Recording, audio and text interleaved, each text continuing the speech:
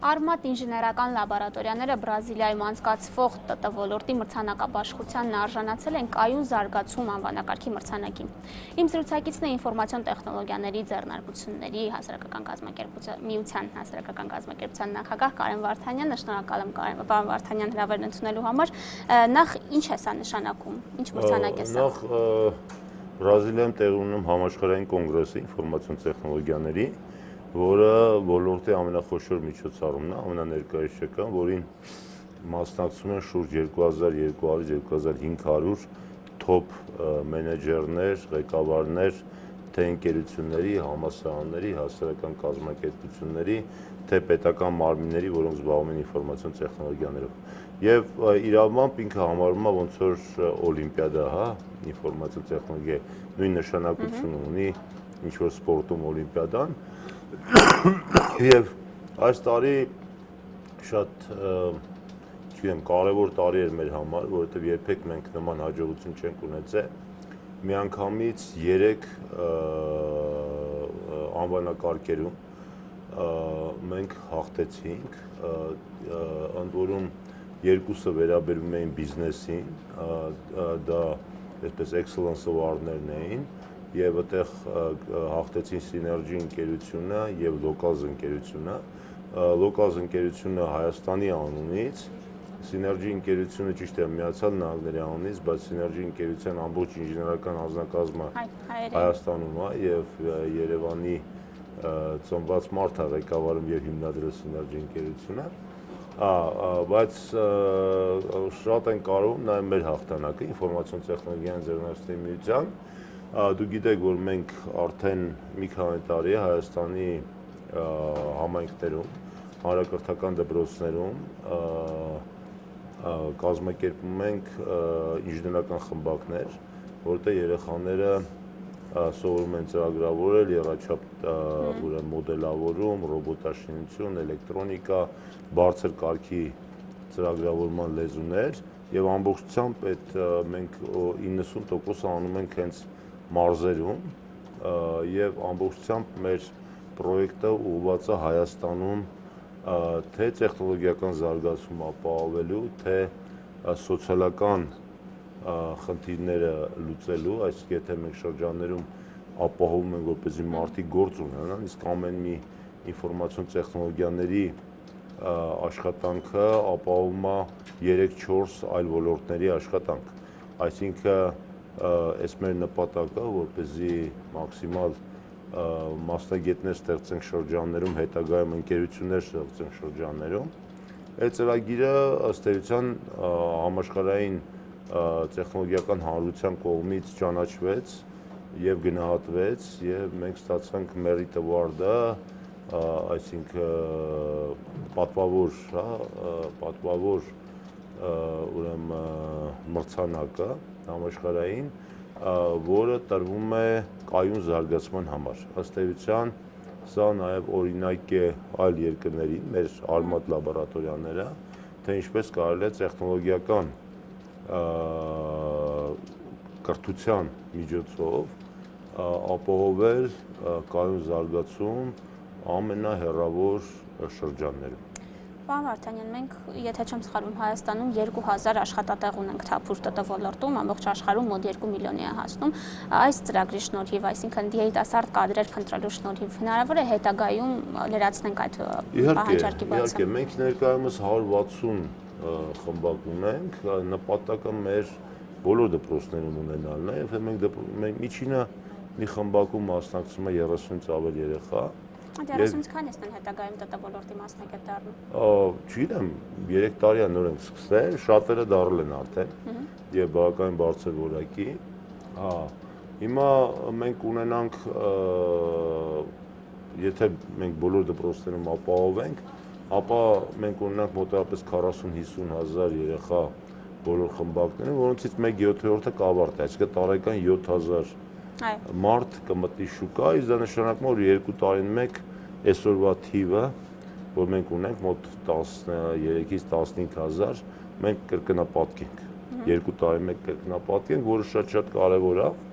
այսինքն բացի բնական աճը, որ մոտավորապես 20-25%-ով տեղի ունենում, եւս կրկնապատկենք։ Բացի դրանից կապահովենք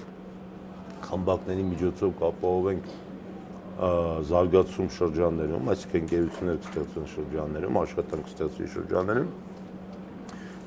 Բացի դրանից դա նաև նախապատրաստություն է երիտասարդների համար, որոնք պետք է զորակոչվեն։ Այսինքն այն զարգացումները, որ մենք նախատեսում ենք, որովհետև հաջորդ քայլը դա նաև անօդաչու թռչող սարքերի ուսումնասիրությունն է դպրոցում, ապա այդ երիտասարդները, որոնք կպատրաստվեն, բանակ գնալուն պես, ուրեմն կունենան գիտելիք, անօդաչու թռչող սարքերի կառավարման, սպասարկման եւ այլն, որը որ կարեւոր է, քանի որ պատերազմը ավելի տեխնոլոգիական է դառնում եւ մեզ անհրաժեշտ է, որ մեր զինվորները ունենան բարձր գիտելիք նաեւ այդ խնդրի վերաբերյալ, որը մենք կազմակերպենք, կարծում եմ, այստեղ փոխադարձ հետաքրքրություն պետք է լինի նաեւ պետության կողմից եւ պետությունն էլ օր առաջ ուրեմն պետք է այնպես անի, որ լաբորատորիաները բոլոր դպրոցներում լինեն, որպեսզի մենք կարողանանք գոնե տարեկան 2000 այդ սարքերի տիրապետող զորակոչիկներ տանք, որը որ թույլ կտա բանակի կարիքները մոտավորապես բաղանել։ Ձեր միտքը շարունակելով բանակի թեմային անդրադառնալով, դուք այս տարվա ապրիլի 11-ին, այսինքն ապրիլյան պատերազմից հետո հայտարարեցիք, որ պաշտպանության ոլորտի որոշ աշխատակիցներ, պաշտոնյաներ վիժեցնում են ՏՏ ոլորտի եւ պաշտպանության ոլորտի համագործակցությունը, մասնավորապես, եթե չեմ սխալվում, ռազմաարդյունաբերության վարչության պետ Մուրադ Իսախանյանի մասին էիք կոնկրետ խոսում։ Եվ նրա եւ իր փոխնախարարի Միրզաբեկյանի։ Պաշտպանության ոլորտում կադրային բավական լուրջ փոփոխություններ տեղի ունեցան մինչև իսկ նախարարի մակարդակով։ Հիմա որևէ բան փոխվել է, թե ձեր պնդումները շարունակում են։ Չէ, էական է փոխվել։ Նախ մենք կարծեմ, եթե չեմ սխալվում, մայիսին արդեն նոր հրաման ունեինք պաշտպանության նախարարի, ինֆորմացիոն տեխնոլոգիաների ձեռնարկության միության եւ զինված ուժերի համագործակցության մասին։ Եվ նպատակը հենց այդ է տեխնոլոգիական փոփոխություններ անել բանակում եւ բարեբախտաբար այս ընթացքում փոխվեց նաեւ պատասխանատու փոխնախարարը ռազմաարդյունաբերության գծով պարոն Փախչյան Դավիթը եւ որը որ թե գիտելիքներով, թե նպատակադրումով, թե մարդկային հատկանիշներով շատ ունակ մարդ է եւ այսօր մեր համագործակցությունը անհամեմատ ուղղակի որևէ համեմատություն չկա գործնական բնույթ է կրում։ Ինչ է մասնավորապես կմեկնաբանեք բարձրաբանում։ Տեխնոլոգիական ոլորտը ինչ պիտի անի, ինքը զենքի տեխնոլոգիական բարձր տեխնոլոգիական հատվածներն է մշակում։ Նկատի ունեմ, ինչ կարող ենք այսօր առաջարկել մեր պաշտպանության։ Դե խնդիրը հետեւյալն է, որ մենք ապրիլին, երբ որ դեպքերը եղան, մենք մոբիլիզացիա հայտարարեցինք տեխնոլոգիական ոլորտում, այսինքն կոչ արեցինք մասնագետներին, ինժեներներին կամավոր կերպով աշխատել նոր տեսակի զինատեսակների կոնցեպտների վրա եւ դա տևեց մոտավորապես 4 ամիս, հիմնական կոնցեպտը, այսինքն ուղղությունները ինչ էին, ուղղությունը դա այլ ուժերի անօդաչու թռչող սարքերի հայտնաբերումներ, նրանց խոցումը, հարձակողական կառավարվող զինատեսակները, զորքերի կառավարումը եւ գաղթագրված կապը։ Եվ պետք է ասեմ, որ ընդհանուր կոնցեպցիան հարձակողական իմաստով դա շատ Հայաստանում արտադրվող, էժան եւ կառավարվող զինատեսակներ ստեղծելու մասին է։ Կառավարվող արդեն նշանակում է ռադիո, էլեկտրոնիկա, ծրագրավորում, պատկերների ճանաչում, օպտիկա, լազերային եւ այլն, էլի։ Հա, եւ այդ ուղղությամբ գնաց զարգացումը, հա, այդ որը որ ողջունվեց նախարար կողմից, հետագայում մենք Digitech ցուցահանդեսի ժամանակ այդ պահի, հա, որոշակի գործիքներ ցույց տվեցինք նաեւ հանրապետության նախագահին, որը եւս ողջունեց այդ ուղղությունը եւ հորդորեց շարունակել այդ ուղղությամբ։ Ունենք արդեն այնպես նորամուծություններ, որոնք կիրառելի են։ Այո, ինչ որ ցույց տվեցինք նախագահին, Հետագայում դա նաև մոտարապես 7-8 պրոյեկտեր առնվազն, ու կարելի ասել 10 պրոյեկտեր, որոնք բոլորը կիրառելի էին եւ իրատեսական կիրառելի էին։ Հիմա խնդիրը ուղղակի փորձարկումներ, ճշգրտումներ եւ այլն, ուսուցում եւ այս ուսուցման առումով էլ տեսք, եթե մենք մեծ քանակությամբ կառավարվող զենք ենք ուզում արտադրենք, ապա պետք է ունենանք մեծ քանակությամբ տեխնոլոգիական գիտելիքներով օժտված կառավարողներ։ Դրա համար եմ ասում, որ խմբակները ըստ էության հիմա կարող են հանրապետությունում այդ հարցը լուծել եւ զինակոչիկներից սովորական սարքել բարձր որակի անօդաչու թռչող սարքերի եւ ընդհանրապես ռոբոտացված սարքերի կառավարողներ։ Նոր նախարարի հետ, Վիգեն Սարգսյանի հետ քննարկումներ եղել են։ Չէ, նորա նշանակվեց, ցավոք ոչ, ու ենթադրում եմ, որ կլինի բնականաբար։ Ձեր այս ասացները իրականացնելու համար ինչքան փող եւ ինչքան ժամանակ է անհրաժեշտ։ Դժվար եմ ասել, բայց շատ քիչ։ Այսինքն մի քանի տասնյակ միլիոնի կարգի։ Ոչ ավել։ Իսկ ուսուցման համար ժամանակ։ Հա։ Իսկ ուսուցման համար ժամանակ։ Ուսուցման համար ժամանակ 1-2 տարի։ 1-2 տարի։ Պարոն Վարդանյան, նաև ըստ կառավարության վերջին փոփոխությունների հետևանքով ՏՏ ոլորտը միանալու է տրանսպորտի եւ կապի նախարարությանը, նախ ձեր գնահատականն եւ հետո ակնկալիքները։ Դա մեր առաջարկությունն էր, եթե հիշում եք, 5 տարի առաջ մենք անգամ մոտ 150 ընկերություններով ստորագրավախ կազմակերպեցինք, ուղղեցինք նախագահին, որ հեռահաղորդակցությունն ու տեղեկատվական տեխնոլոգիաների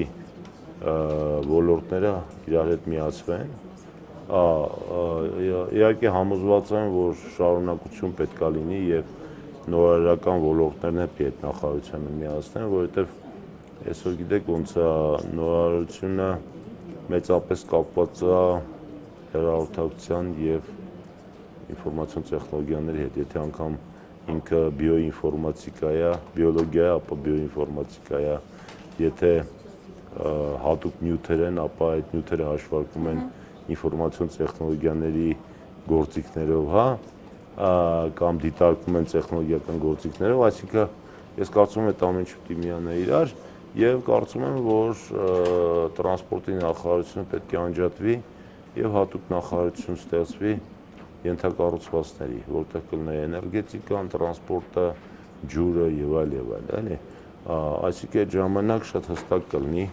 թե ինչու է։ Կապն ու տեղեկատվական տեխնոլոգիաները որպես նախարարություն մնան նկատի ունեք, տրանսպորտը եւ։ Հա, հիմա տեղեկատվական տեխնոլոգիաները, հեռահաղորդակցությունը եւ տրանսպորտը, ես կարծում եմ տրանսպորտը պետք է անջատել։ Որպես առանձին նախարարություն, թե ենթակա։ Չէ, որ կմտնի, ասենք, միանա էներգետիկայի կամ ջրային տնտեսության հետ դառնա ենթակառուցվածքների նախարարություն։ Ես կարծում եմ, որ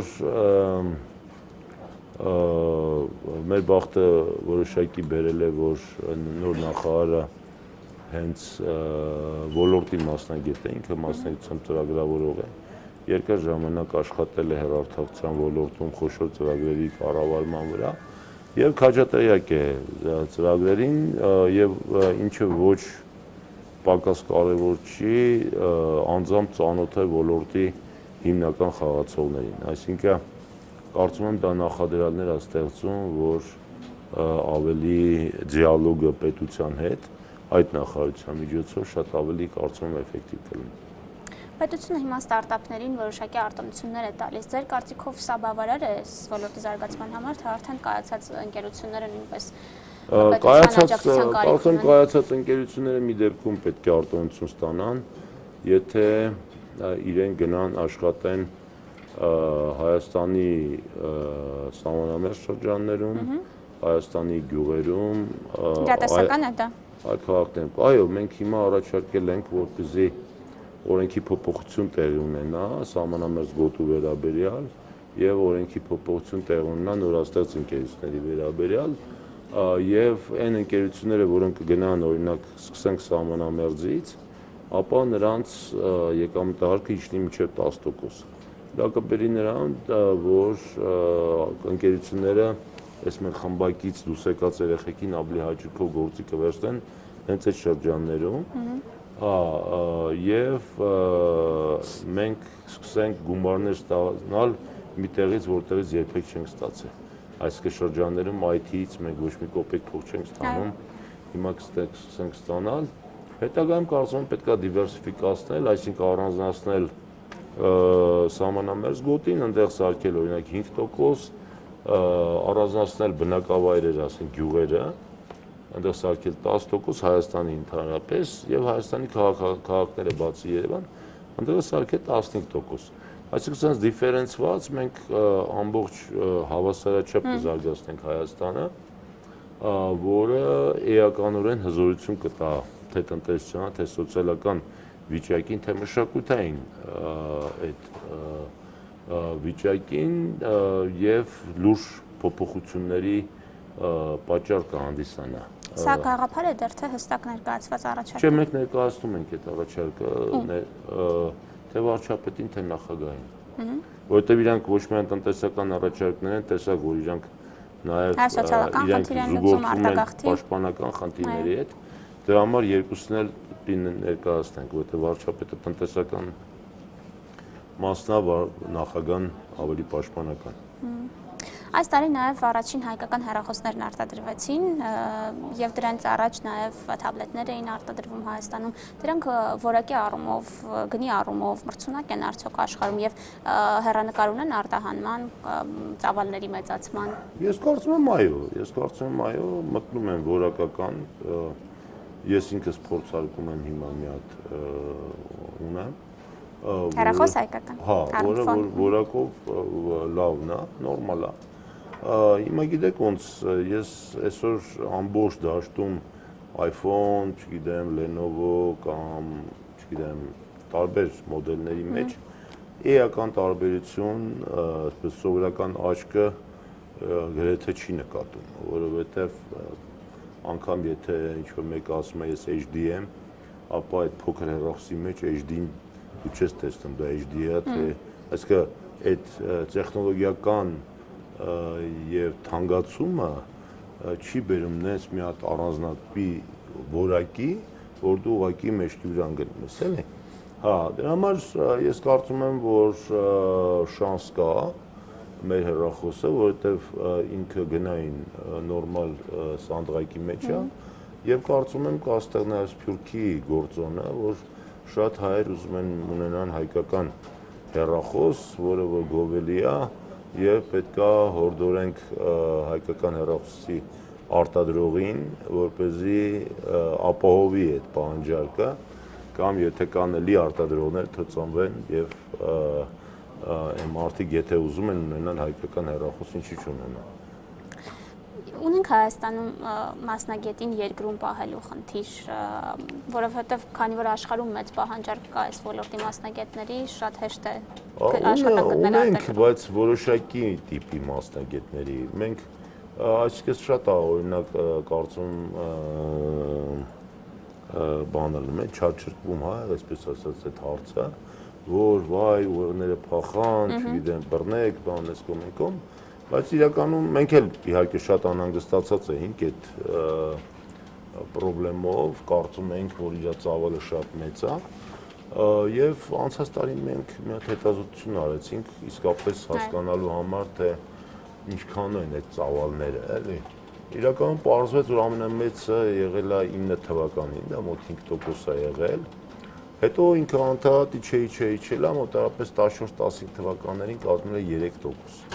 3%-ը շատ փոքր թիվ է։ Դա, ասենք, համեմատելի է օրինակ Գերմանիայում մասնագետների արտագաղթից, էլի։ Ուզում ասեմ, դա բնական արտագաղթի բանի մեջ է, էլի, սահմանների մեջ է։ Այստեղ մենք ուրիշ խնդրեմ ունենք, որ հիմնականում այդ 3%-ի ամենամեծ մասը կազմում են 8-ից 10 տարվա փորձառությամբ պրոյեկտների ղեկավարներ, որովհետև երբ որ իրան գնում են, շատ դժվար է գտնել այդ փորձառությամբ մարդ, որը շարունակի պրոյեկտը ղեկավարի, որովհետև մեր մոտ ոլորտը երիտասարդ է։ Երիտասարդներ շատ են, բայց փորձն է քիչ։ Հա, շատ են աշխատող կա, բայց փորձառությամբ քիչ մարդ կա եւ այդ է խնդիրը հիմնական նրանք գնում են հիմնականում գիտեք աճի տեղ չունենալու պատճառով որովհետեւ եթե մարդը ասենք աշխատում է ամերիկյան ընկերությունում Հայաստանում եւ բաժնի վարիչ է եւ ինքը այդ ոլորտում էլ անելու բան չունի այսինքն ինքը եկել է ամենաբարձր տեղին ինքը ենթարկում է Միացյալ Նահանգների համապատասխան բաժնին ունի հնարավորություն ինքն իր գործը ստեղծելու Չէ, այսինքն ոլորտներ կա, որ դու կարաս քո գործը ստեղծես, բայց ոլորտներ կա, որ շատ դժվար է, ասենք օրինակ միկրոէլեկտրոնիկայի ոլորտը, առանց այդ էլ Հայաստանը շատ ուժեղ է եւ մենք ունենք լավագույն ընկերությունները Հայաստանում ներկայացված են, ընդ որում մենք ունենք նաեւ տեղական, օրինակ Instigate-ը, որպես այդ ոլորտի լավագույն ընկերություններից մեկը հայաստանյան է, այսինքն ոչ ամերիկյան է, հա,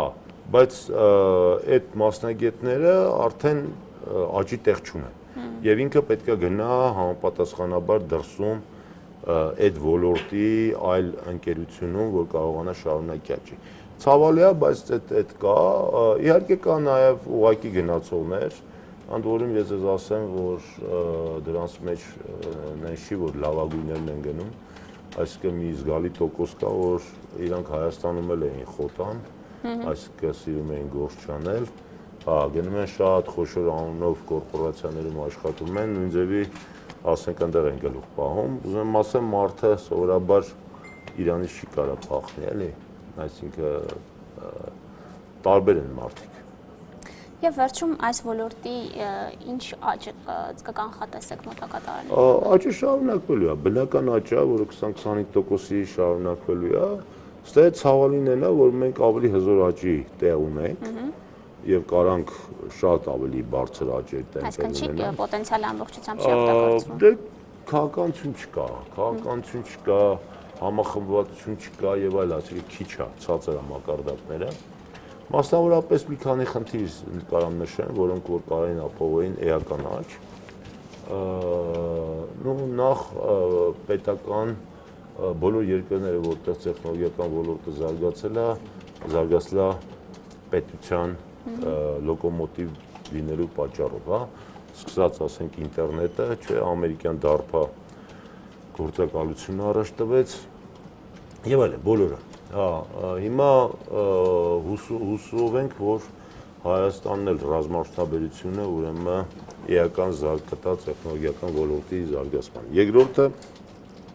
մինչ այժմ միջազգային կառույցները ստիպել են մեծ վարկային ռեսուրսներ տալով ստիպել են, որ մեր տեխնոլոգիական ոլորտի գործերը անեն